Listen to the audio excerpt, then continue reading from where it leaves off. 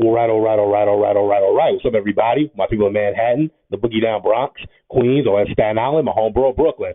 Back at the end of the video, as we know, Super Bowl week is fast approaching, my favorite time of the sports year, and I'm going to be updating my Super Bowl performances series that I started some years back. Now, one of the storylines heading to the Super Bowl is that this is the first time in NFL history two black quarterbacks are facing off against each other. Of course, Patrick Mahomes of the Kansas City Chiefs and Jalen Hurts of the Philadelphia Eagles. And it's got people thinking about all the great black quarterbacks who came through the league, the Randall Cunninghams, the Warren Moons, the Steve McNairs, RIP, the Donovan McNabbs, the Russell Wilsons, the Cam Newtons, all of the great black quarterbacks who got to the Super Bowl, and in the case of Russell Wilson, won the Super Bowl, and Patrick Mahomes won one, of course, several years ago. But one name that keeps popping up in particular is, of course, the first. When you're the first at anything, you're going to be remembered forever. The first black quarterback to start and win a Super Bowl. That means a young man from Louisiana named Doug Williams. Now, I'm not going to go too in deep into his story, but Doug Williams, of course, is born and raised in a place called Zachary, Louisiana. He attended the Grambling State University and a legendary HBCU football program and played under the legendary HBCU football coach, Eddie Robinson. You know, in 1978, Doug Williams was a first-round draft pick of the Tampa Bay Buccaneers. The 1978 draft, by the way, is one of the greatest drafts of all time. I mean, James Lofton, Earl Campbell was in that draft. Ozzie Newsome was in that draft. Also, Warren Moon, who was undrafted but, came out that year. Another great black quarterback, Warren Moon. But Doug Williams drafted to the struggling Tampa Bay Buccaneers franchise, a franchise which the prior years went 0-14 and then 2-12 the next year. And they start out the first 2 years 0-26 overall. In Doug Williams' rookie year, they went 5-11, and then the next year, in 1979, they went 10-6 and reached the NFC Championship game where they lost to the LA Rams. Doug Williams got the Tampa Bay Buccaneers back to the playoffs in 81 and 82, but of course they came up short both times. After the 1982 season, Doug Williams ended up out of the NFL and in the USFL playing for the Oklahoma/Arizona Outlaws. He made his return to the NFL in 1987 with the Washington Redskins. He was a backup to Jay Schroeder, I believe. That was the quarterback's name. But he eventually got the starting job.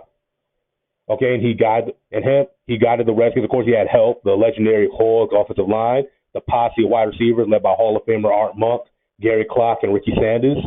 On defense, they had, of course, the legendary Darrell Green, one of the most underrated corners of all time, and probably a top 5 corner in my opinion. But, again, that's another conversation for another day. And, of course, the Hall of Fame head coach Joe Gibbs. Doug Williams was able to lead the Redskins all the way to the Super Bowl 22, where they faced off against league MVP John Elway. The MVP should have been Jerry Rice's, but again, another conversation. And the Broncos got off to a 10-0 start. And then, some bad happened. Doug Williams got hurt. I believe he messed up his ankle, and I think he ended up having to have surgery after this game, because when he was at the White House, he was on crutches. So obviously it was a bad injury. But Doug Williams didn't give up. All the adversity he'd been through in his life, now he reached Super Bowl. He wasn't going to let a little injury, take that playing the Super Bowl away from him. And plus, earlier in that year, Jay Schroeder kind of showed him up and humiliated him. Doug Williams was told to go onto the field to replace Jay, and Jay kind of waved him off to him to get back to the sideline. And Doug said that's one of the most embarrassing moments of his life. So, I guess it was kind of a way payback to Jay Schroeder in a way. But this injury didn't affect Doug Williams at all because boom, all of a sudden an 80-yard touchdown to Ricky Sanders, and then boom, a 58-yard touchdown to Gary Clark. Boom, another touchdown. Boom, he threw 4 touchdowns in the second quarter alone. And, of course, the running back, Timmy Smith, who I'm going to get to in a minute, he rushed for a touchdown. And just like that, boom, the Redskins were up 35 to 10. And they ended up winning the Super Bowl 42-10. Timmy Smith is someone else I wanted to talk about.